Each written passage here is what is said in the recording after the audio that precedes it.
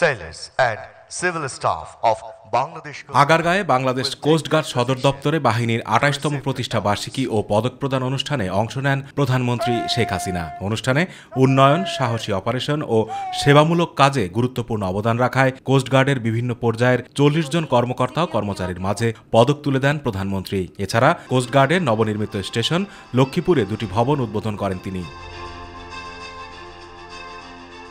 পরে উদ্বোধনী বক্তব্যে প্রধানমন্ত্রী বলেন, কোস্টগার্ডকে একটি আধুনিক ও যুগোপযোগী বাহিনী হিসেবে গড়ে তুলতে সরকার কাজ করে যাচ্ছে। বাংলাদেশ কোস্টগার্ডকে আধুনিক ও শক্তিশালী করার লক্ষ্যে খুব শীঘ্রই এই বাহিনীতে যুক্ত হতে যাচ্ছে উন্নত প্রযুক্তির জাহাজ, ম্যারিটাইম সার্ভেলান্স সিস্টেম, হোভারক্রাফট ও দ্রুতগতি সম্পন্ন বোট। গভীর সমুদ্রে নিরাপত্তা প্রদানের জন্য এ বাহিনীর জাহাজ, সরঞ্জামাদি ও জনবল আরও বৃদ্ধির পরিকল্পনা নেওয়া হয়েছে বলেও জানান সরকার প্রধান।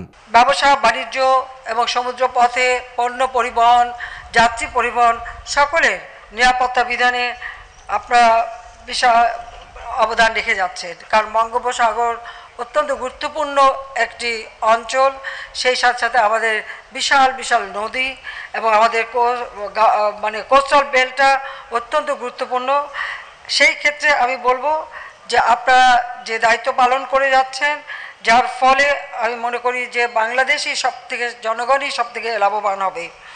মিয়ানমার ও ভারতের সাথে সুসম্পর্ক বজায় রেখেই বাংলাদেশ সমুদ্র সীমায় অধিকার নিশ্চিত করেছে জানিয়ে প্রধানমন্ত্রী বলেন, সাগরে অবৈধ কর্মকাণ্ড রোধ ও দুর্যোগে মানুষের পাশে দাঁড়িয়ে মানুষের আস্থা অর্জন করেছে কোস্টগার্ড। উপকূলীয় অঞ্চল বা বাংলাদেশের বিভিন্ন অঞ্চলে কিছুদিন আগে সিলেটে যে বন্যা হলো, সেখানেও কোস্টগার্ড বিশেষ ভূমিকা রেখেছেন।